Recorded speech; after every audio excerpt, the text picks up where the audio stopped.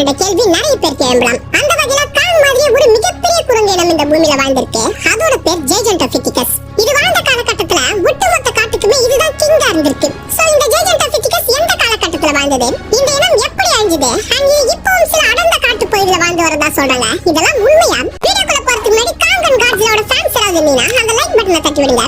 நீங்க டீம் காங்கா இல்ல டீம் காட்ஸிலாவா அப்படின்றத இப்பவே கமெண்ட்ல சொல்லுங்க. புது வியூவர்ஸ் யாராவது இருந்தீங்கன்னா சேனலை சப்ஸ்கிரைப் பண்ணி முக்கியமா அந்த பெல் ஐகானை ஆன்ல போட்டுக்கோங்க. அண்ட் இப்போ வாங்க வீடியோக்குள்ள போலாம். முதல்ல இந்த ஜெய்ஜென்டோபித்திகஸ் வாழ்ந்ததை எப்படி கண்டுபிடிச்சாங்கன்னு பாத்துடலாமா?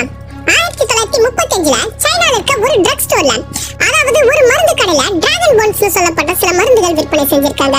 அப்போ வேன் கொனிக்ஸ்வெல்ட் அப்படின்ற ஒரு சயின்டிஸ்ட் ரிசர்ச்காக அந்த கடையில டிராகன் போன்ஸ் வாங்க போகும்போது அங்க அவர் கண்ணுக்கு வித்தியாசமான பெரிய சைஸ்ல இருக்க சில பற்கள் தென்பட்டிருக்கு. உடனே அதை வாங்கிட்டு வந்து ரிசர்ச் பண்ணி பார்க்கும்போது இது டிராகனோட பல் கிடையாது, அதே சமயம் இது மனிதனோட பற்களும் கிடையாது. ஏன்னா இது நம்ம பற்களை விட 4 மடங்கு பெருசா இருந்திருக்கு. அப்பதான் இந்த பற்கள் மனித இனத்துக்கு பரிச்சயமே இல்லாத ஆனா மனிதன் மாதிரியான மிகப்பெரிய ஒரு உயிரினத்தோட பற்களா தான் இருக்க முடியும் அப்படின்ற ஒரு முடிவுக்கு வராரு. ரிசர்ச் பண்ணி பார்த்ததுல அவங்களுக்கு இந்த மாதிரி மொத்தம் 53 பற்கள் கிடைச்சிருக்கு.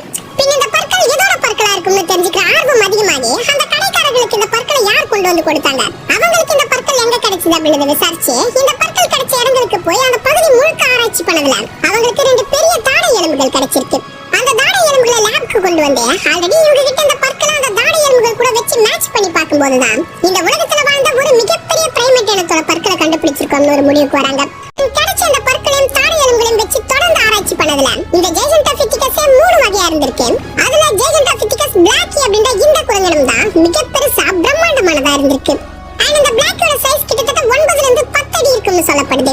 ஒரு ஆவரேஜான மனிதனோட ஹைட் 6 ஃபீட் கூட கிடையாது. ஆனா இந்த ஜெய்ஜென்டோபித்திகஸ் பிளாக்கி ஒரு ஆவரேஜான மனுஷனோட டபுள் மடங்கு பெருசா இருந்திருக்கு.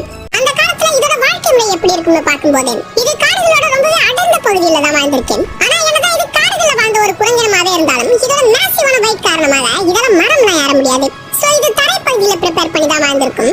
ஜெய்ஜென்டோபித்திகஸ் மிகப்பெரிய உயிரினம்னா 6 கோடி வருடங்களுக்கு முன்னாடி டைனோசர் காலத்துல பூமியில இதை விட பெரிய பெரிய மிருகங்கள்லாம் வாழ்ந்திருக்கு. இன்னும் அந்த மிருகங்கள்லாம் பாத்தீங்கன்னா கண்டிப்பா நீங்க மறந்து போயிடுவீங்க. பிடிச்சிருந்தா ஒரு லைக் பண்ணி கமெண்ட்ல ஹார்ட் இல்ல ஸ்மைலியோ போட்டு விடுங்க.